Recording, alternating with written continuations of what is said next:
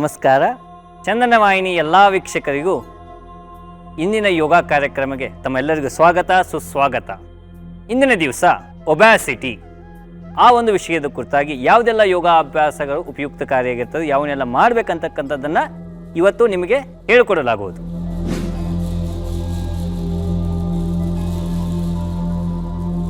ನಾನು ಕಾರ್ತಿಕ್ ಮಹಾಂತೇಶ್ ಬೆಲ್ಲದ್, ಯೋಗ ಥೆರಪಿಸ್ಟ್ ಹಾಗೂ ಯೋಗ ಶಿಕ್ಷಕನಾಗಿ ಕಾರ್ಯನಿರ್ವಹಿಸ್ತಾ ಇದ್ದೇನೆ. ನಮ್ಮ ಜೊತೆಗೆ ಡಾಕ್ಟರ್ ವಿನೋದ್ ದಾಗೆ ಅವರಿದ್ದಾರೆ, ಡಾಕ್ಟರ್ ಮಂಜುಶ್ರೀ ಅವರು ನಮ್ಮ ಒಟ್ಟಿಗೆ ಇದ್ದಾರೆ. ಈಗ ಒಬ್ಯಾಸಿಟಿ ಅಂತಂದರೆ ಏನು? ಈಗ 18.5 to 25ವರೆಗೂ ಏನು BMI ಇರ್ತದಲ್ಲ, ಅವರು ಏನಂತಂತಂದರೆ ಹೆಲ್ದಿ ವೇಟ್ ಅಂತಕ್ಕಂಥದ್ದು. ಮತ್ತು 25 to 30 ಇದ್ದರೆ ಓವರ್ ವೇಟ್ ಅಂತಕ್ಕಂಥದ್ದು.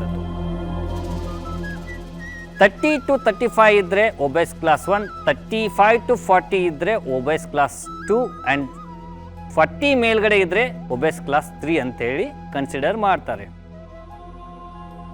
ಈಗ ಒಬ್ಯಾಸಿಟಿ BMI ಹೇಗೆ ಕ್ಯಾಲ್ಕುಲೇಷನ್ ಮಾಡ್ತಾರೆ ಅಂತಂದರೆ, weight divided by height in metre square ಆಗಿ ಡಿವೈಡ್ ಮಾಡಿ ಏನು ಮಾಡ್ತಾರೆ ಅಂತಂದರೆ ಅದನ್ನು ಕಂಡು ಹಿಡಿತಾರೆ. ನಿಮ್ಮದು ಎಷ್ಟಿದೆ ತೂಕ ಅಂತಕ್ಕದು, ನಿಮ್ಮ ಬಾಡಿಗೆ ಅದು BMI ಕರೆಕ್ಟ್ ಇದೆಯಾ ಇಲ್ಲ ಅಂತಕ್ಕಂಥದ್ದನ್ನು ತಿಳ್ಕೊಬೋದು. ಅಂಡರ್ ವೇಟ್ ಆದರೂ ಕಷ್ಟ, 18.5 BMIಕ್ಕಿಂತ ತಳಗಡೆ ಬಂದರೂ ತುಂಬ ಕಷ್ಟ, ಮತ್ತು 25 BMIಕ್ಕಿಂತ ಮೇಲ್ಗಡೆ ಹೋದರೂ ಕೂಡ ನಿಮಗೆ ಕಷ್ಟ ಆಗುತ್ತೆ. ಇದರಿಂದ ಏನಾಗುತ್ತೆ, ಶ್ವಾಸಕೋಶದ ಸಂಬಂಧಪಟ್ಟದ ಕಾಯಿಲೆಗಳು ಬರ್ಬೋದು, ಕಾರ್ಡಿಯಾಕ್ ಅರೆಸ್ಟ್ ಆಗ್ಬೋದು, ಡಯಾಬಿಟಿಸ್ ಬರ್ಬೋದು, ಹೈಪರ್ ಟೆನ್ಷನ್ ಬರ್ಬೋದು. ಈ ಒಬ್ಯಾಸಿಟಿ ಅಂತಕ್ಕಂಥದ್ದು ಒಂದು ದೊಡ್ಡ ಬಾಕ್ಲ ಇದ್ದಾಗೆ ಎಲ್ಲ ಡಿಸೀಸ್ಗಳಿಗೆ ಹಾಗೇ ಬಂದುಬಿಡ್ತವೆ ನೀವು ಒಬ್ಯಾಸಿಟಿ ಆದರೆ. ಹಾಗಾಗಿ ನೀವು ಯಾವೆಲ್ಲ ಅಭ್ಯಾಸಗಳನ್ನು ಇವತ್ತು ಮಾಡಬೇಕಂತಕ್ಕಂಥದ್ದನ್ನು ಇವತ್ತಿನ ಕಾರ್ಯಕ್ರಮದಲ್ಲಿ ನಿಮಗೆ ಸರಿಯಾಗಿ ಹೇಳ್ಕೊಡಲಾಗುವುದು, ಹಾಗೆ ಮಾಡಬೇಕಾಗತ್ತೆ. ಈಗ ಮುಂದಿನ ಅಭ್ಯಾಸ ಸೂರ್ಯಭೇದನ. ಎಡಗಡೆಯಿಂದ ಉಸಿರು ತೊಗೊಂಡು ಹೋಗಿ ಬೆಳಗಡೆ ಬಿಡಿ. ಸ್ಟಾರ್ಟ್ ಮಾಡಿ.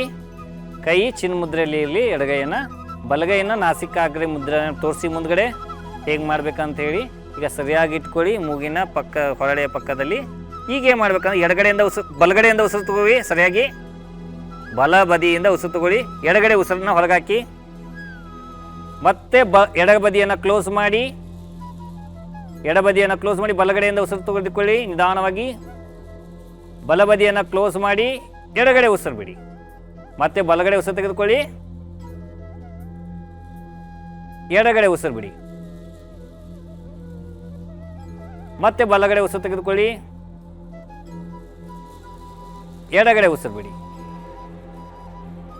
ಮತ್ತೆ ಬಲಗಡೆ ಉಸಿರು ತೆಗೆದುಕೊಳ್ಳಿ, ಎಡಗಡೆ ಉಸಿರು ಬಿಡಿ, ಮತ್ತೆ ಬಲಗಡೆ ಉಸಿರು ತೆಗೆದುಕೊಳ್ಳಿ, ಎಡಗಡೆ ಉಸಿರು ಬಿಡಿ. ಹೀಗೆ 5 ಸಾರಿ ಏನು ಮಾಡಬೇಕು, ಸೂರ್ಯಭೇದನ ಅಭ್ಯಾಸವನ್ನು ಮಾಡಬೇಕು. ರಿಲ್ಯಾಕ್ಸ್ ಮಾಡಿ. ಇದು ಮಾಡಿದ ತಕ್ಷಣ ಚಂದ್ರಭೇದವನ್ನು ಮಾಡಬೇಕಾಗತ್ತೆ. ಎಡಗಡೆ ಉಸಿರು ತಗೊಂಡು ಬಲಗಡೆ ಉಸಿರು ಬಿಡಬೇಕು. ಎಸ್. ನಾಸಿಕಾಗ್ರಿ ಮುದ್ರೆ ಮುಂದ್ಗಡೆ ತೋರಿಸಿ. ಎಸ್. ಮೂಗಿನ ಹೊರಳೆ ಪಕ್ಕದಲ್ಲಿ ಇಟ್ಕೊಳ್ಳಿ. ಎಸ್. ಈಗ ನಿಧಾನವಾಗಿ ಎಡಗಡೆ ಉಸಿರು ತೆಗೆದುಕೊಳ್ಳಿ, ಬಲಗಡೆ ಉಸಿರು ಬಿಡಿ, ಎಡಗಡೆ ಉಸಿರು ತೆಗೆದುಕೊಳ್ಳಿ, ಬಲಗಡೆ ಉಸಿರನ್ನ ಹೊರಗಾಕಿ, ಎಡಗಡೆ ಉಸಿರು ತೆಗೆದುಕೊಳ್ಳಿ, ಬಲಗಡೆ ಹೊರಗಾಕಿ, ಎಡಗಡೆ ಉಸಿರು ತೆಗೆದುಕೊಳ್ಳಿ,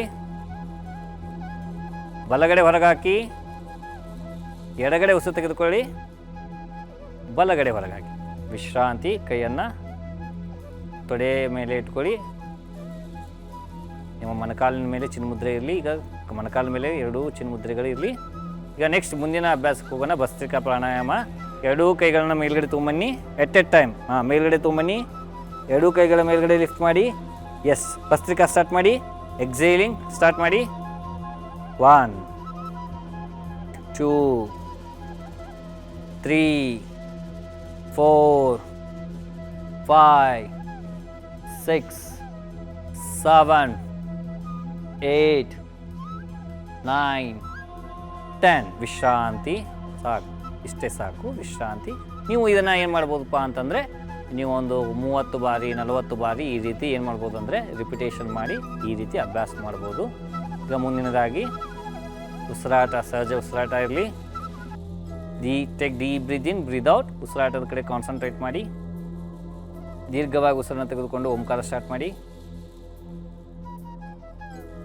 ಮತ್ತೆ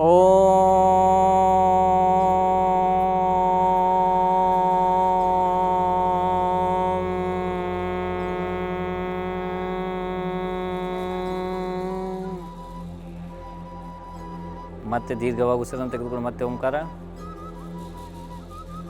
ಓ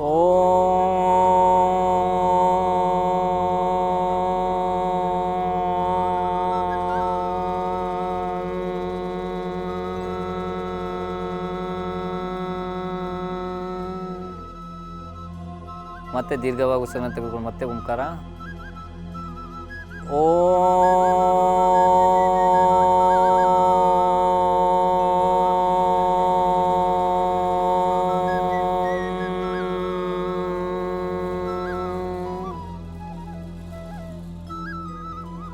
ದೀರ್ಘವಾಗಿ ಮತ್ತೆ ಉಸಿರು ತೆಗೆದುಕೊಳ್ಳಿ, ಮತ್ತೆ ಓಂಕಾರ ಸ್ಟಾರ್ಟ್ ಮಾಡಿ. ಓ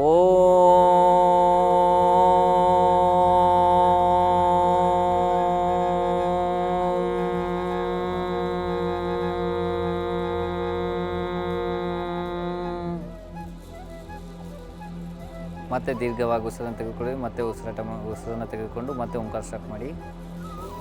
ಓ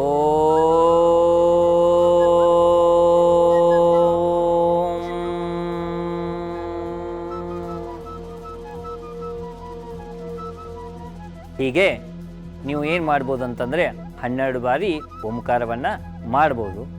ಸರಿಯಾಗಿ ಉಸಿರನ್ನು ತೆಗೆದುಕೊಂಡು ಓಂ ಅಂತ ಹೇಳಿಬಿಟ್ಟು ಮತ್ತೆ ನಿಲ್ಲಿಸಿ ಸ್ವಲ್ಪ, ಮತ್ತೆ ಉಸಿರನ್ನು ತೆಗೆದುಕೊಂಡು ಓಂಕಾರವನ್ನು ಹೇಳಬೇಕಾಗತ್ತೆ.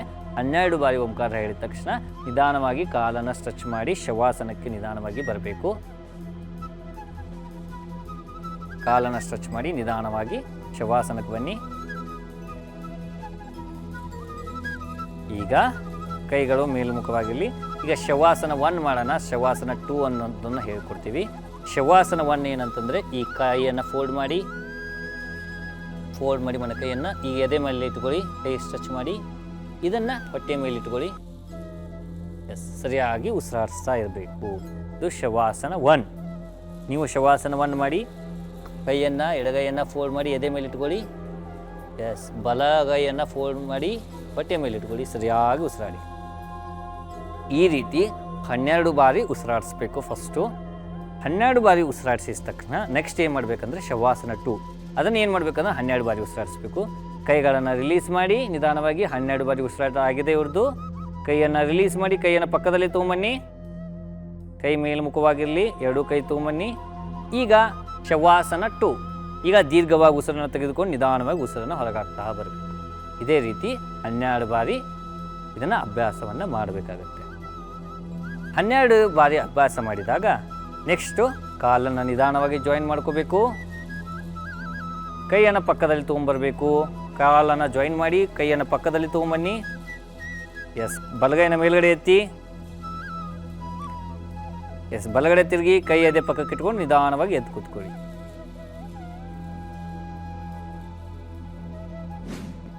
ನೋಡಿದ್ರಲ್ಲ ವೀಕ್ಷಕರೇ, ಒಬ್ಯಾಸಿಟಿ ಓವರ್ ವೇಟ್ಗಾಗಿ ಯಾವೆಲ್ಲ ಯೋಗಾಭ್ಯಾಸಗಳು ಮಾಡಬೇಕು, ಯಾವೆಲ್ಲ ಯೋಗಾಭ್ಯಾಸಗಳು ಉಪಯುಕ್ತವಾಗಿದ್ದಾವೆ ಅಂತಕ್ಕಂಥ ನೋಡಿದ್ರಲ್ಲ.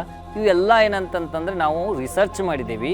100% ನಮಗೇನು ಸಿಕ್ಕಿದೆ ಅಂತಂದರೆ ರಿಸಲ್ಟ್ ಸಿಕ್ಕಿದೆ. ನೀವು ಏನು ಮಾಡಿ ಅಂತಂದರೆ ದಿನನಿತ್ಯ ನಿಮ್ಮ ಜೀವನದಲ್ಲಿ ನೀವು ಒಂದು ಟೈಮನ್ನು, ಅಂದರೆ ಸ್ಪೆಸಿಫಿಕ್ಕಾಗಿ ಟೈಮನ್ನು ಅಳವಡಿಸ್ಕೊಳ್ರಿ. ಆ ಟೈಮಲ್ಲೇ ಡೈಲಿ ಪ್ರಾಕ್ಟೀಸ್ ಮಾಡ್ತಾ ಬನ್ನಿ. ಮತ್ತು ಏನು ಮಾಡಿ ಅಂತಂದರೆ ಒಂದು ನಿಮಗೆ ಗಮನಕ್ಕೆ ಇರಬೇಕು, ಊಟ ಮಾಡ್ತಿರಲ್ಲ ಅದು ಎಷ್ಟು ಪರ್ಸೆಂಟೇಜ್ 100% ಇರ್ತದೆ ಅಂತ ತಿಳ್ಕೊಳ್ಳಿ. ನಿಮ್ಮ ಹೊಟ್ಟೆ 100%ದಲ್ಲಿ ಇರ್ತದೆ ಅಂತ ತಿಳ್ಕೊಳ್ಳಿ. ಅದರಲ್ಲಿ 50% ಸಾಲಿಡ್ ಐಟಮ್, ರೊಟ್ಟಿ, ಚಪಾತಿ, ರೈಸು, ಪಲ್ಯ ಇಂಥದ್ದು ಸಾಲಿಡ್ ಐಟಮ್ ಇರಬೇಕು. ಇನ್ನು 25% ಲಿಕ್ವಿಡ್ ಐಟಮ್, ರಸಮ್ಮು, ಸಾಂಬಾರು, ನೀರು ಇಂಥ ದ್ರವ್ಯ ಏನು ಪದಾರ್ಥ ಇರ್ತದಲ್ಲ ಅದು 25% ಇರಬೇಕು. ಇನ್ನು 25% ಎಂಟಿ ಬಿಡಬೇಕು. ಅದನ್ನು ತಿಂತೇನಂತೆ ಕಂಠಪೂರ್ತಿಯಾಗಿ ತಿನ್ನಬಾರ್ದು ಯಾರು ಕೂಡ. ಈ ರೀತಿ ನೀವು ಆಹಾರವನ್ನು ಸೇವನೆ ಮಾಡಿ ಈ ರೀತಿ ದಿನನಿತ್ಯ ನೀವು ಯೋಗಾಭ್ಯಾಸ ಮಾಡಿದರೆ 100% ನಿಮಗೆ ಒಳ್ಳೆಯ ರಿಸಲ್ಟ್ ಸಿಗ್ತದೆ. ವೀಕ್ಷಕರೇ, ಇದನ್ನು ಎಲ್ಲ ನೋಡಿದ್ರಲ್ಲ, ನಿಮಗೆ ಒಳ್ಳೆ ಹೆಲ್ತ್ ಟಿಪ್ಸ್ಗಳು ಸಿಕ್ಕಿದು. ಇದೇ ರೀತಿ ಮುಂದಿನ ಸಂಚಿಕೆಯಲ್ಲಿ ಮತ್ತೊಂದು ವಿಷಯದಲ್ಲಿ ನಿಮ್ಮನ್ನು ಭೇಟಿ ಆಗ್ತೇನೆ. ನಮಸ್ಕಾರ.